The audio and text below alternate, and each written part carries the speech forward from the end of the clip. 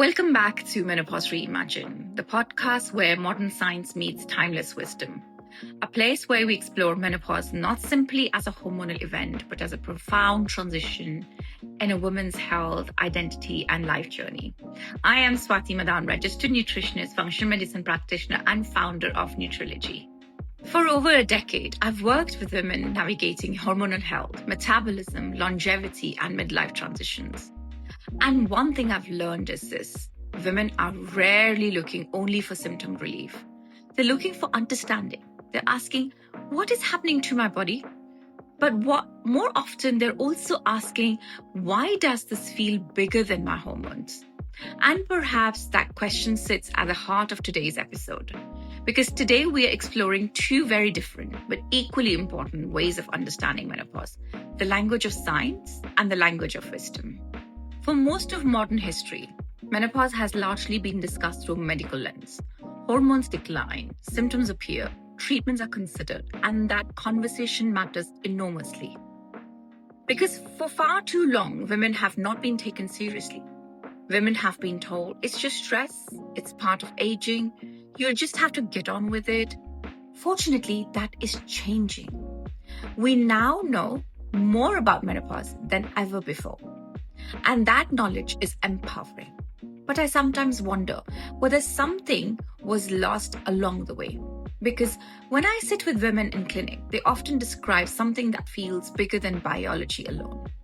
If I had to choose one sentence that captures the experience of so many women, it would probably be this: I don't feel like myself anymore. Not I have hot flushes, not I have gained weight, not I am not sleeping. Although those things may absolutely be true, but rather, I don't recognize myself. Perhaps you have felt that yourself, or perhaps you've heard someone you love say it. There's often a grief hidden within that sentence, a feeling of losing familiarity, losing predictability, losing confidence in a body that once felt reliable, and that can feel frightening. This is where science becomes incredibly important. Because science brings clarity. Science replaces confusion with understanding. We know now that estrogen receptors exist throughout the body, not just within the reproductive system. They're found in the brain, the cardiovascular system, the muscles, the bones, the skin, the gut, and the nervous system. Which means menopause is not simply a reproductive transition. It's a whole body transition. Suddenly, the woman experiencing brain fog, poor sleep, joint aches, palpitations, anxiety, changes in body composition, or difficulty recovering from stress is not imagining things. Her physiology is changing. Science helps us understand why strength training becomes increasingly important, why protein requirements may change, why insulin sensitivity can shift, why sleep becomes one of the most powerful health interventions available, why recovery matters more than it did 20 years ago. Science gives us mechanisms, and mechanisms allow us to make decisions. Decisions around nutrition, movement, medical support, hormone therapy, sleep, stress management, and long-term health. Science gives us tools, and women deserve access to these tools. I remember working with a woman in her late 40s. Successful career, teenage children, a demanding job, aging parents. And like many women, she was carrying the emotional, practical weight of several generations at once. She sat in front of me and said, I don't understand what has happened to me. I used to be able to do everything. I could function on little sleep. I could eat anything. I could push through stress. Now I feel like my body is fighting me. What struck me wasn't the symptoms, it was the shame.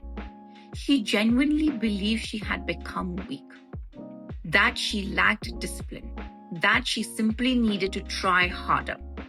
And perhaps one of the most important things healthcare professionals can do for women in midlife is remove that shame. Because the body she had at 48 was not the body she had at 28 or 24. So that isn't failure, that's physiology. The conversation shifted from how do I get my old body back to how do I support the body I have now? And those are very different questions. Even after symptoms improve, another question often remains. Women still say, something else feels different. And perhaps that's because menopause often arrives alongside other transitions. Children may be leaving home. Parents may need care. Careers may be changing. Relationships may be evolving. Priorities may shift. The body is changing. But often life is changing too. Perhaps menopause sits at the intersection of biology and biography. This is where wisdom traditions become interesting. Not because they replace medicine, and not because they explain hormones, but because they ask different questions. Questions about meaning, questions about purpose, questions about how we live well through this change. Throughout history, many cultures view the later stages of a woman's life differently from the way modern Western societies often do. Not necessarily better, simply differently. In many indigenous communities, older women often became custodians of stories, traditions, and community memory. The social value did not diminish with age. Their role evolved. In Japan, the idea of ikigai speaks to purpose and meaning across the lifespan. The belief that life continues to hold contribution, purpose, and growth regardless of age.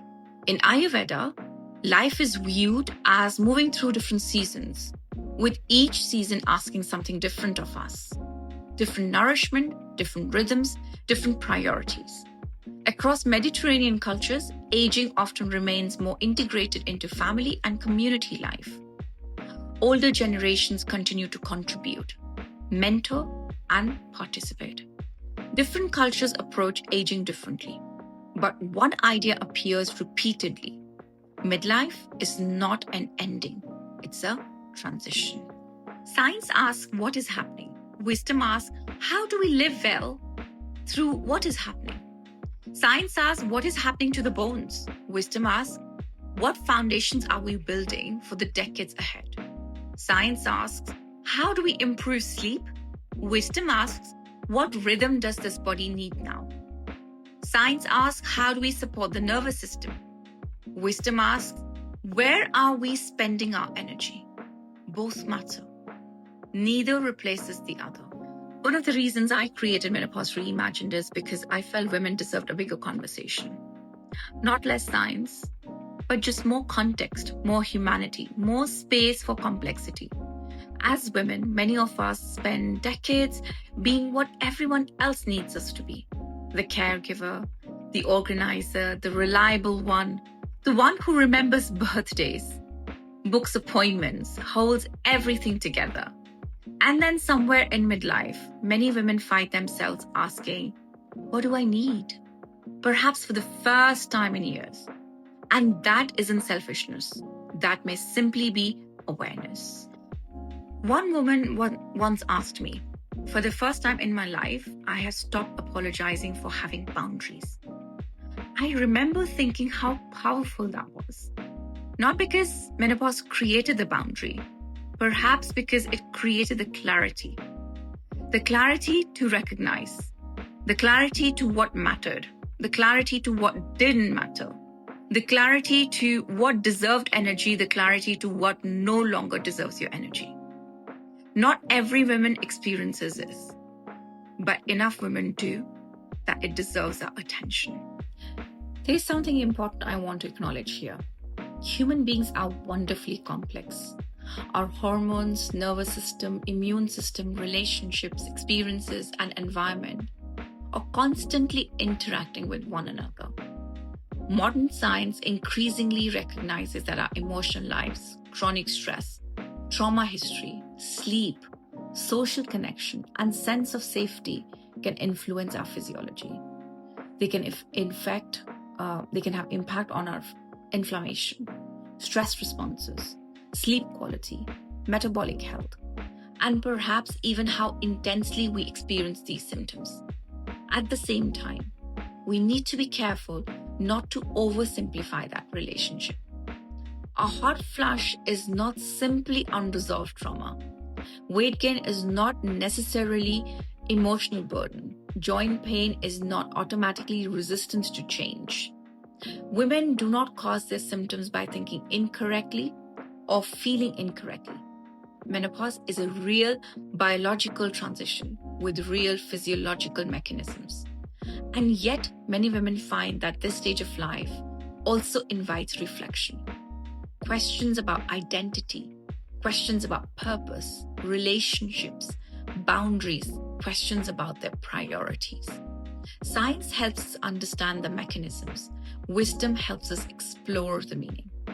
Perhaps both perspectives can sit together without needing to become the same thing. The philosophy behind this podcast is simple. Not science instead of wisdom, not wisdom instead of science. Science and wisdom, evidence and experience, biology and meaning. Because women are not simply hormone levels. They're not simply stories either. They are whole human beings, and whole human beings deserve whole conversations. Perhaps science and wisdom are not competing voices. Perhaps they're companions. Science helps us understand the body changing. Wisdom helps us understand ourselves changing. Science gives us knowledge. Wisdom gives us perspective. And perhaps women deserve both. Thank you for joining me for episode 2 of Menopause Reimagined. Next time, we'll explore a question that sits underneath almost every symptom women bring into the clinic. What is your body asking for now? Because beneath the frustration, beneath the confusion, and beneath the noise, the body is often communicating very clearly. The question is, are we listening? Until next time, take care of your body, honor your experience, and remember, this chapter is not simply about surviving. It's about understanding, adapting, and ultimately flourishing. Take care.